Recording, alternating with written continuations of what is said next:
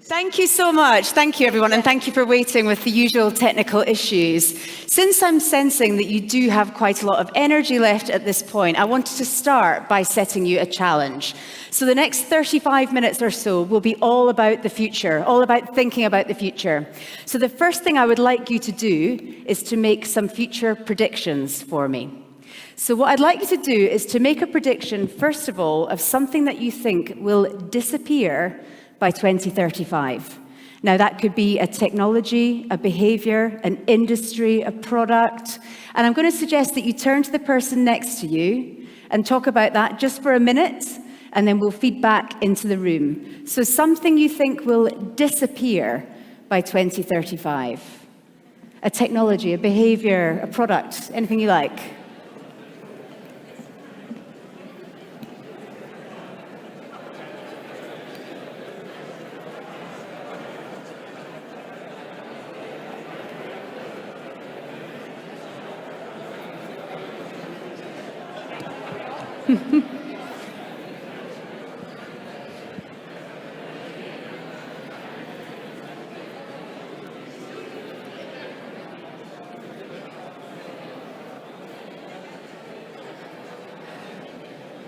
All right, I'm going to stop you. Who has something that they want to share? And I'm going to ask, when you share the prediction, really shout it out so that we can hear it. Who has a prediction they'd like to share? Put your hand up, let me know. Something that will disappear? Did someone shout? Yes, here we go, yeah. Yeah, interesting. We were just talking about AI and ChatGPT. Why go to a book when you can look at all the books at the same time? Absolutely, thank you. Yeah? Say again? Say again? Sorry, I didn't catch that one. Okay, right, sorry. God, I thought I was going mad for a moment there, but that's good. It was deliberately difficult to understand. Oh, okay, well, all society may well disappear due to AI, of course, based on the last one. So thank you very much, thanks. Any more? Physical credit cards. Physical credit cards, absolutely. It's really interesting. If you were to go into the British Museum today, there are 50 items that are supposed to be the story of our civilization. One of them is the credit card, and it could well not exist anymore, but it was transformational at the time. Yeah, there were a couple more up here. Yes. Say again? Taxi drivers, yeah, well, some of them they're sometimes a little bit like right-leaning, aren't they? I don't always agree with them in the taxi, so maybe that's a good thing. Thank you. Yeah. Cashless payment, yeah. So often what comes up when I ask that question, we get a lot, oh, sorry, you got one there. USB sticks. I can't even work out where they're coming from. Sorry, say that again. USB sticks. USB sticks. Most of my clients don't allow them anymore. I think probably you have that in your business. And we know they're so dangerous, don't we? So Stuxnet, the US virus that attacked the Iranian embassy, was left on a memory stick in the car park because they knew that someone wouldn't be able to resist picking it up and putting it into their computer. And sure enough, they did. So that's the risk with that technology. Thank you. And sorry, yeah, one more, yeah. Use of fossil fuels, yeah, absolutely. Let's hope so. I'm going to talk about that shortly in terms of the transition, but let's hope so. So you picked up a lot of similar themes to what I hear whenever I ask. So often it's about that physical to digital transition. Often people are actually pretty concerned about what happens to our societies in a time of great change. So I'm going to talk about that a little bit as well. The next thing I want you to do is to predict something that you think will appear by 2035. Now, I'm not asking you to invent something. I know that's very difficult. But think about something that maybe is just an emerging trend or an edge perspective that you think by the time we get to 2035 will be completely normal, completely mainstream. Okay? So turn to the person on the other side this time and just talk about that for a minute, and then we'll feed back.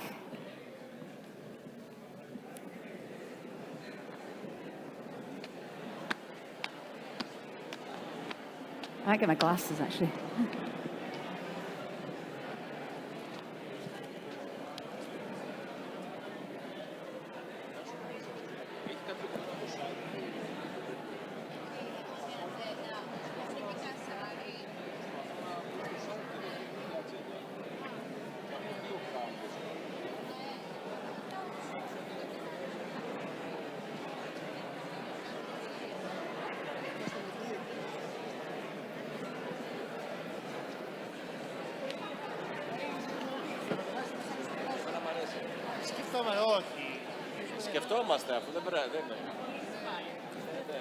All right, time's up.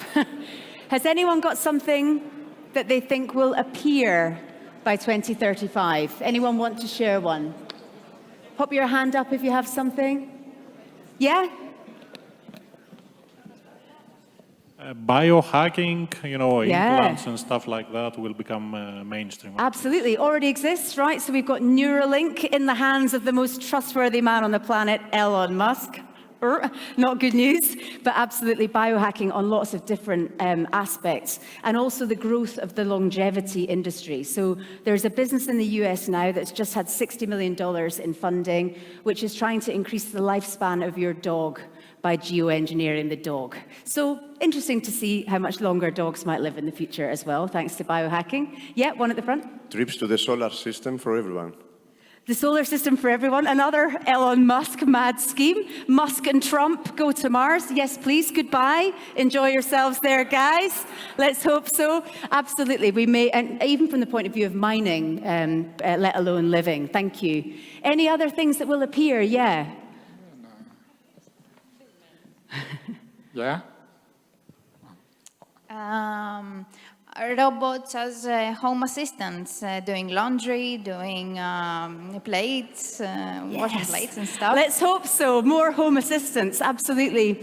Not just home assistants, but probably care assistants as well. That'll be the big burden of our aging population as time goes on. Thank you very much. All right, one more. Yeah, one at the back. Oh, we got two. Okay, we'll take these two. Yeah. Automatic self-healing. Say again. Automatic self-healing. Self-healing, Self-doctor. yeah. Ooh, interesting. So you know about graphene, this amazing material that can heal itself? Really, really clever. Actually, it'd be interesting if we could do that for ourselves, wouldn't it? But do we really want everyone to live forever? Don't know, all sorts of other problems. Thank you, yeah. Advanced 3D printing from food to live organs. Say again, the advanced 3D printing. Yeah, absolutely. And actually, you can already 3D print a kidney, right? That's possible today. We've got 3D printed food in markets like South Korea in particular. So absolutely real growth in 3D printing. So great to hear. Okay, were you really desperate to do that? Well, you can tell us. Yeah, so this is really interesting. So this is where, and it's interesting in that conversation earlier about AI too, what are the limits of the technology? So we know that one thing that robots really struggle to do, useful to keep this in mind for when we go to war with them later, is that they struggle to open door handles. So get yourself behind a few doors and you'll be fine. But absolutely, there are problems. So what we're seeing in markets like Japan is bionics, so that kind of the robot suit that enables an older person to lift huge items. In theory, that's great, but actually proven to be very damaging to the human inside the machine. So lots of challenges ahead around how some of this is implemented.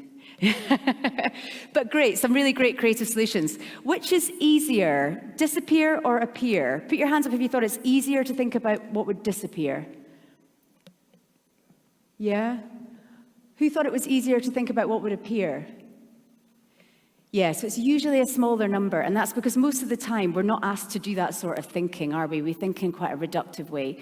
And that's a problem because the world is in this increasing state of flux. And you might be thinking, look, the world's always been in a state of flux. And certainly your colleague, Heraclitus, did talk about that many hundreds of years ago. He said, oh God, the world's in a state of flux. It's really stressful and anxiety-inducing. Don't know how to engage with it. Meanwhile, the Buddha also acknowledged this and said, hey, just chill out, everything will be fine. The reality of it is we don't really have the option of chilling out at this point in time because uncertainty is on the rise around the world. And I wanted to bring you some data around that. So this is the World Uncertainty Index. Have any of you seen this before? So let me explain how this is formed. So this is done by the IMF, International Monetary Fund, and it's compiled based on the number of times that the words uncertain and uncertainty are used in the Economist Intelligence Unit's individual country reports. Then those are aggregated up globally. And so what you can see very clearly from the 1990s on the left until just last year on the right is an upward trend, isn't it? That's very clear. What you can also see is that the peaks of uncertainty are increasing in size. Does anyone know what this one is? Yeah, we all know what that one is, but look, let me put some others on there as well. So these are the sorts of things that drive uncertainty over time. If we're standing here looking forward, we're probably looking at more uncertainty, right? So we need to get better at thinking about the future. And so what I wanted to talk to you about today is where we're failing at the moment and where actually your Agile toolkit, your Agile mindset could really help your organization to anticipate some of this change. And that's really important, both to mitigate the risks of some of this stuff and to create opportunities around it. COVID is a perfect example of uncertainty at its peak. So uncertainty is about the range of possible outcomes that a driver of change can generate. And in COVID, we had something that looked like a risk that made its way into supply chain, education, healthcare, how we live, how we work, entertainment, retail, all of those fields. And so we've got to think, what's the disruption that's coming that we need to be aware of that could kill our organization, or could kill our sector as we look forward?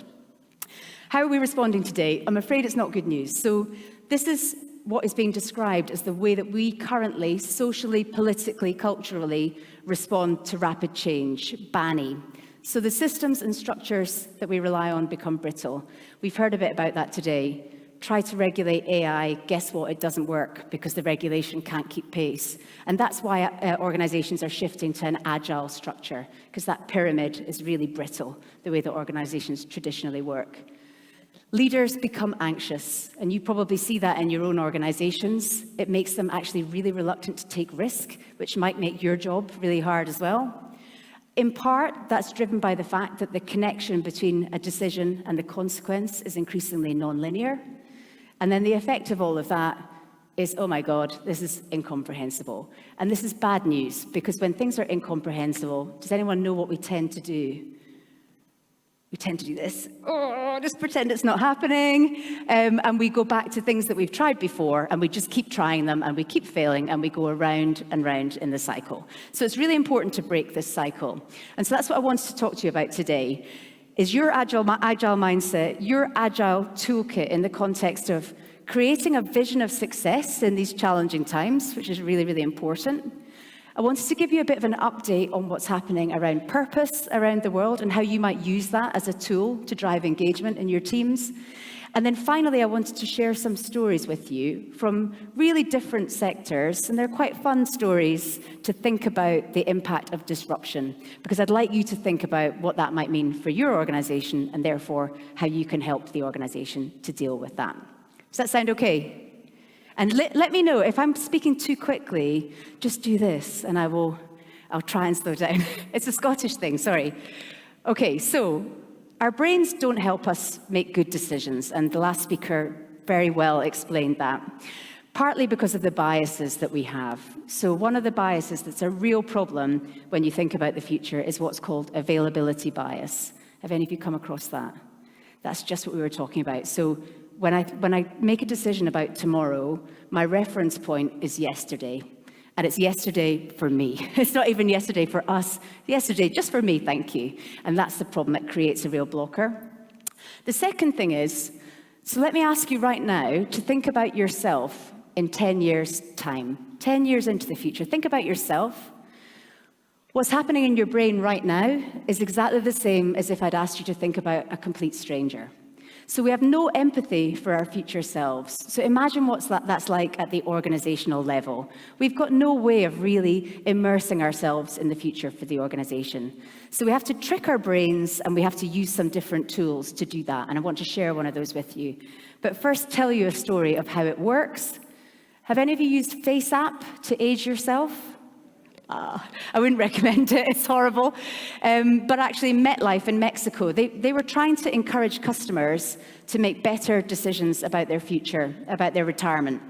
And so what they did was they sent FaceApp to all of their customers and said, okay, have a look at yourself aged 85. And then the next pop-up was, would you like to increase your pension contribution? And surprisingly enough, they did, by up to 50%. So really effective little piece of behavior training and behavior activation. But because we tricked our brains, because we could see ourselves in the future and we felt that empathy, right? So it's a really useful tool to use with your teams as well, and good fun. What has been discovered with this, though, is that it's less effective for women, because we tend to just throw the phone in the bin as soon as we see our older selves, and we start putting money into the plastic surgery fund rather than into the pension. So it's not such an effective tool for us, but nonetheless, it's quite a nice one to have some fun with. The tool I really want you to use, though, is one that's in your Agile toolkit already, which is customer empathy mapping. Do any of you use this already? Yeah, so when you're trying to get into the head of a customer, you can think about, when they do a certain action, what are they feeling? What are they thinking? What are they doing? What are they seeing? What are they hearing? These are really useful questions to immerse ourselves in the customer's perspective. And I'll share all of these slides around afterwards for anyone that would like the canvas. This is downloadable online as well.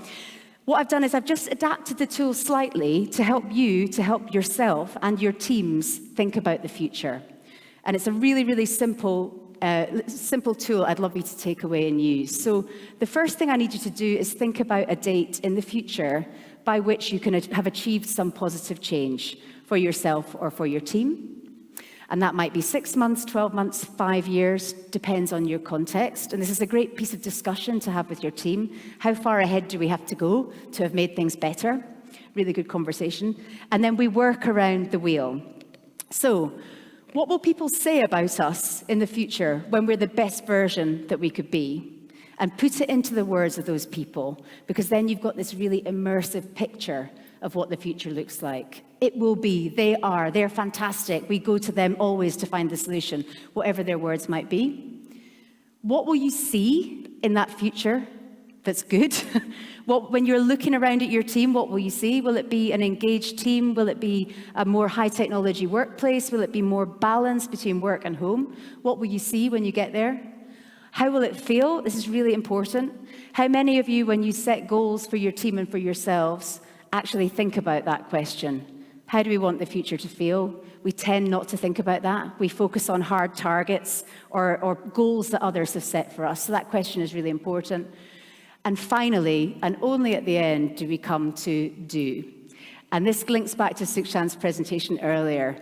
If we start from what we will do in the future, we increment, or excrement, as I now understand it's to be called. So we increment towards the future, and actually we miss opportunities to do things radically different, radically better, to be creative.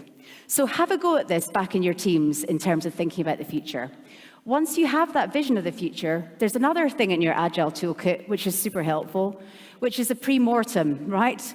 So think about what you want that future to be like. Think about how you will get there. What's the pathway to get there?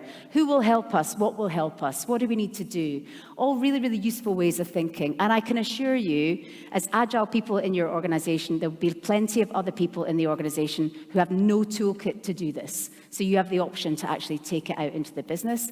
And you might want to use your stand-ups to check in on the vision. So really nice way to bring vision to life, really engage people, and do that in a collaborative way. How many of you have a vision for your team for success? How many of you have articulated that? Yeah? A couple of you? How do you find it? Does it work well? It has to change, right? It has to keep evolving. The value of doing that piece of going forward is that it helps you to get some shared sense of direction of travel. And all of these questions within Agile about how do we empower people without causing chaos, these are the sorts of things that can be addressed by a really clear and well understood vision. Next thing I wanted to do was just update you just very briefly on purpose, what's happening with purpose. How many of you work in an organization that has a clear purpose, like a meaningful reason for being? Oh, God, that's depressing. That is depressing. I can't see a single hand. Whew, one, thank God, great, thank you. Okay, so that's pretty depressing, isn't it? When you think about it, the reason that companies existed for, the last 100 years or more was just to make money. That's so uninspiring. That's so unexciting. And in a world that's full of change, it's got to be more than that. And you'll be pleased to hear that actually things are changing globally on purpose. So, how many of you are aware of what an ISO is, an ISO standard? International Standards Organization, yeah, you'll all be aware of that. There is going to be an ISO on purpose-driven organizations. So you'll be able to get certified as a purpose-driven organization, which is really, really exciting. Currently, it's a proposal, but it will be an ISO in the next probably 2 years. So that'll be interesting to see if any of your organizations get that standard. What do you think of this? This is what they say should be the meta purpose for all businesses. All businesses should be for the long-term well-being of people and planet. What do you think? No? No? Do you think it's unrealistic, or do you think you disagree? Unrealistic, maybe. Thank goodness you don't disagree. I feel like if business is not for this, what on earth is it for? And actually, in the world that we live in, business has to do more to deliver this. I agree with you in the short term. We are a long way from this, and in certain sectors, we're a long way from it. But if this was the goal, interested in think about the vision that you set for your team, how would it align against that?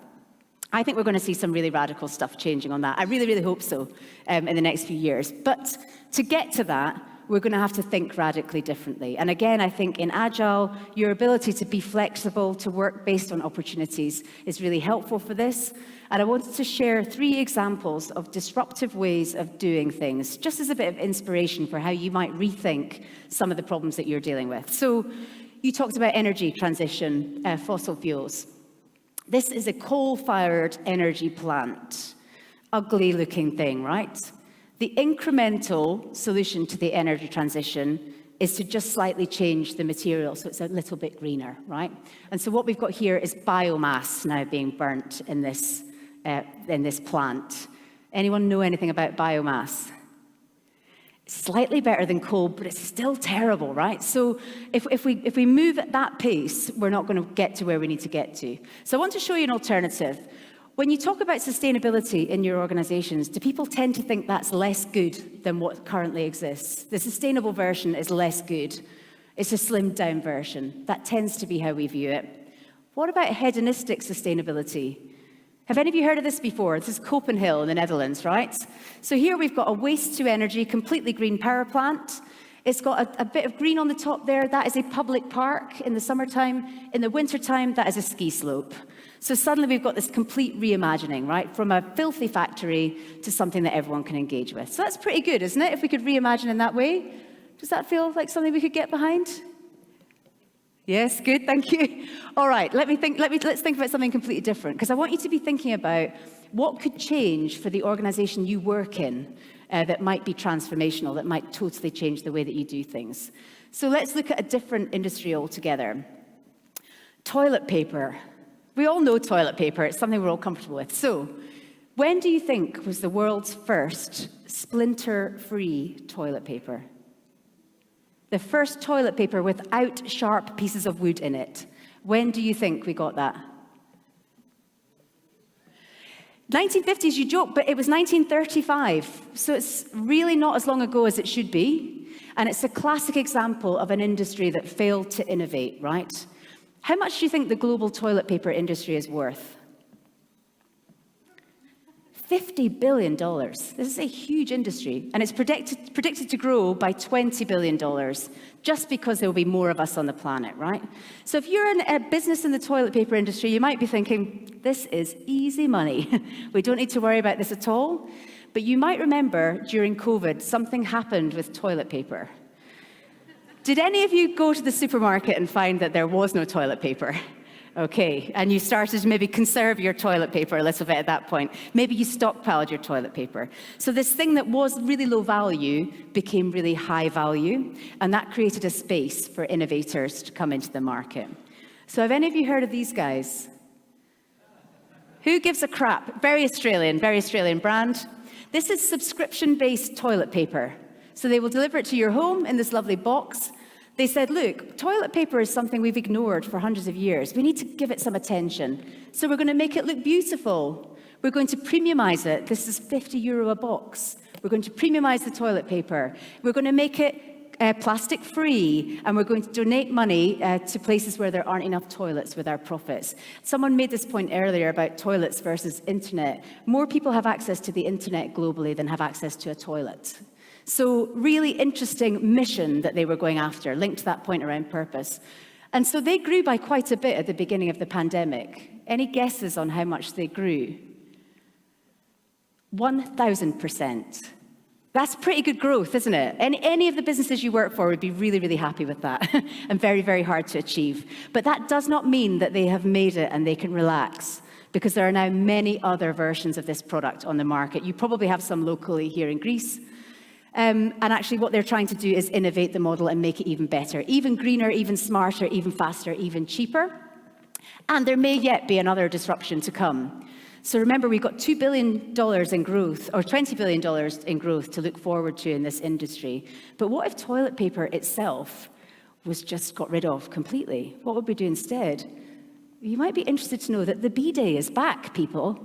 The bidet is back. The bidet that you can fit to your own toilet for just $100 in just 8 minutes. And so what they're going after is now $70 billion of global revenue, right? That's quite a big prize, isn't it? So have a think about, what is the bidet of your business? What is the bidet of your industry? Who is coming for your business? Who's going to take your work? Who's going to take your revenue? And actually, how might you start to anticipate that? Or how might you offer more value to customers than what they're currently offering? All right, last one. Whiskey. Who drinks whiskey? Oh, lots of hands for that one. Yes, nothing on purpose, but lots of whiskey. That's interesting. Okay. So the whiskey process, similar to the toilet paper world, right? So first toilet paper invented by the Chinese emperors. It was 1 meter by 1 meter sheets of paper.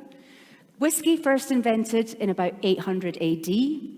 And the process hasn't really changed, has it? So we take some alcohol, we put it in a barrel, and we wait, right? And then we pay a lot of money for a 25-year-old whiskey. And that's because we value the geography, we value the heritage, we value the brand, we value the flavor, we value the status that it brings. That feels quite stable, doesn't it? That industry feels pretty well established. It's not going to go anywhere. But what if you could do things differently? And actually, 2 students in the US came up with this idea, and they launched it on Kickstarter. So again, crowdfunded the product. And they said, look, what if we could put the whiskey or put the barrel inside the whiskey rather than putting the whiskey in the barrel? That would make things much faster. And actually, maybe then you could buy a cheap bottle of whiskey, put this in, and it would taste like a single malt when you poured it out. That'd be quite a radical disruption. How long do you think it takes to turn cheap rubbish whiskey into delicious whiskey?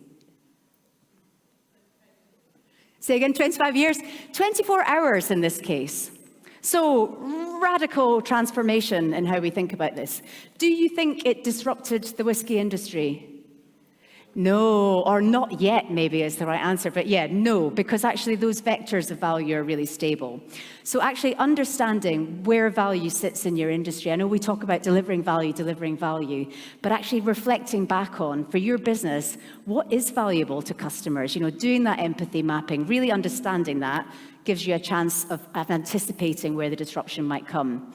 This has not toppled, you know, Diageo or any of those big producers of whiskey globally, but what it has done is it's unlocked areas of value in other parts of the sector. So now we have bartenders and bar chains who are adapting the blend, who are making their own signature cocktails, signature whiskies, and so on. So not a radical disruption, but still value that was being ignored by the sector as it was. So again, think about where there's value that you could be exploiting that competitors are not looking at the moment.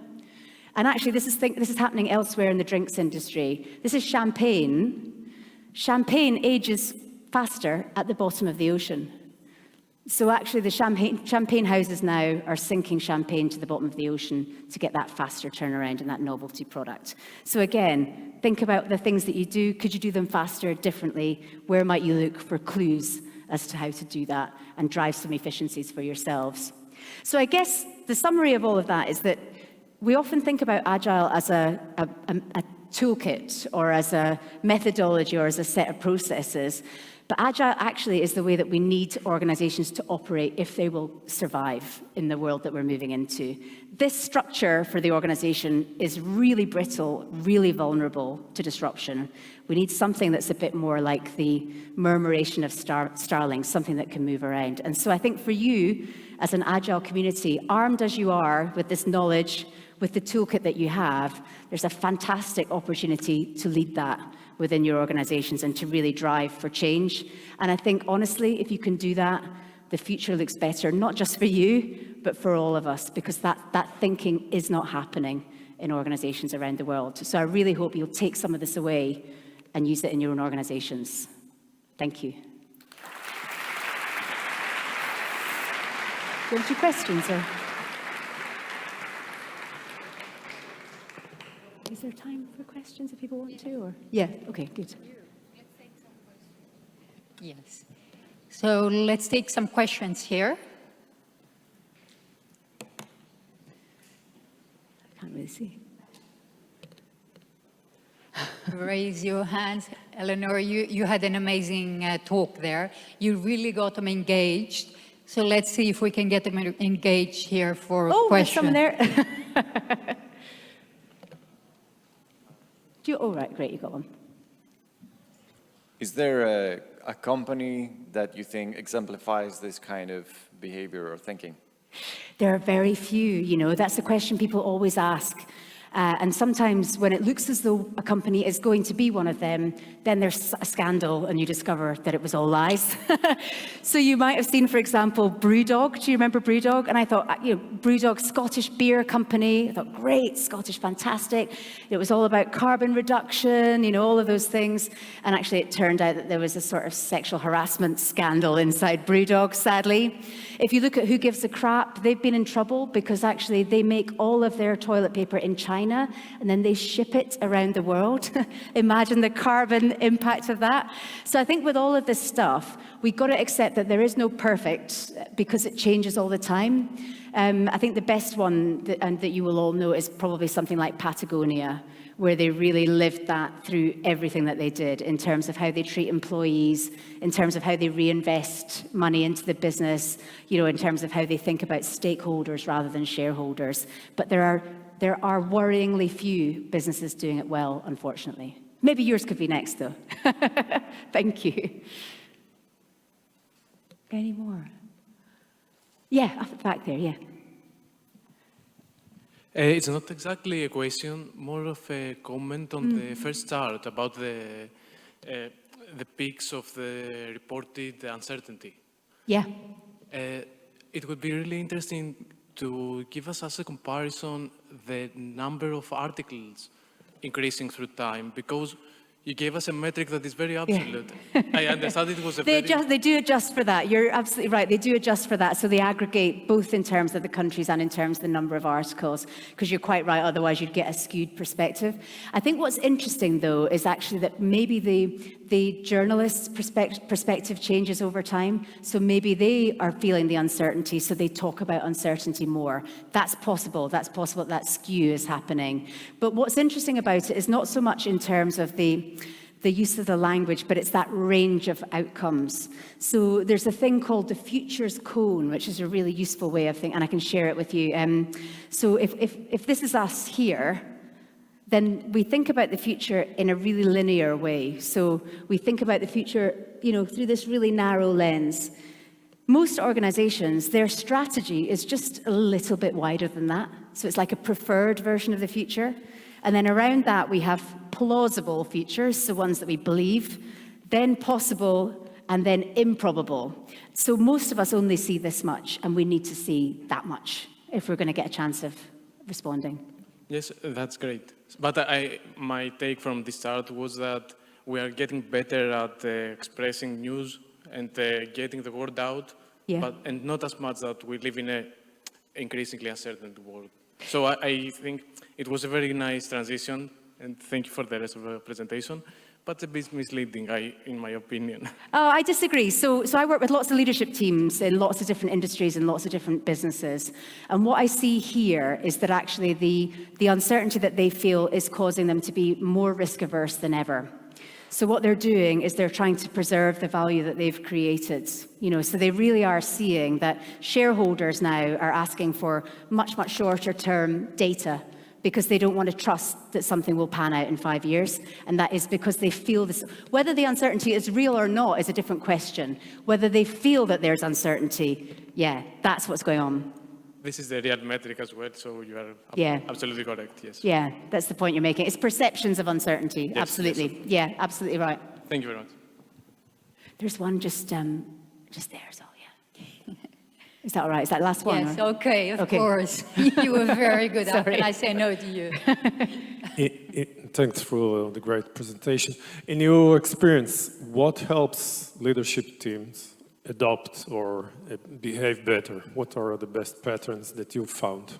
So that visioning tool really makes a difference. I use that with leadership teams, from boards all the way down within the business. And it really helps them to understand actually what do they really want the future to look like. Most of us never think about that. We just worry about what's coming down the track, and we try to respond to it. So that's really helpful. The second thing that's really helpful is scenario building. So I don't know if any of you use scenario planning, where you look out to the future and you say, what are the things that matter for us? Those kind of the things that we think are driving the most change in our sector. And let's think about the extremes of those. So if, for example, you're a technology business, you might think about what does a high-tech world look like versus a low-tech world. And you might think about what does a high-regulation world look like versus a low-regulation world. And you create 4 scenarios in there so that you can then play your strategy through multiple scenarios. So at least you've had the conversation, because what tends to happen in the leadership team meeting, and you'll see this with managers that you engage with, is that if they don't know the answer, they don't want to talk about it. So they'll pretend they know the answer, and that's really dangerous. We've got to accept that we don't know the answer. We don't know what the future looks like. So we need to explore it together and get more value. And that will work in your teams just as well as it does with the leadership team. Thank you. All right, that's it. One more question. Our next speaker is just getting set up. So here you go. One more. I don't know if there are any more. I can't see any. Any more? Yes, we have one here. Oh, one there. Sorry, yeah. So I'm curious, thanks for the presentation, by the way. I'm curious, what will be the incentive for companies to become purpose-driven or actually purpose-certified? It's because it's usually the money and the value to the state shareholders. Yeah, so a couple of things. First of all surveys of younger employees say that they want their job to have a meaning. And that's a real challenge for employers, because I'm sure you're seeing that here. We're certainly seeing that in the UK. We've got this rapidly aging workforce. So competition for younger people is worse than it's ever been, or it's harder than it's ever been. So that's one of the drivers. The other one is actually seeing that having purpose reduces risk. So if you're able to engage multiple stakeholders around where you're going and why you're doing it, it's easier to have a conversation with them when it goes wrong.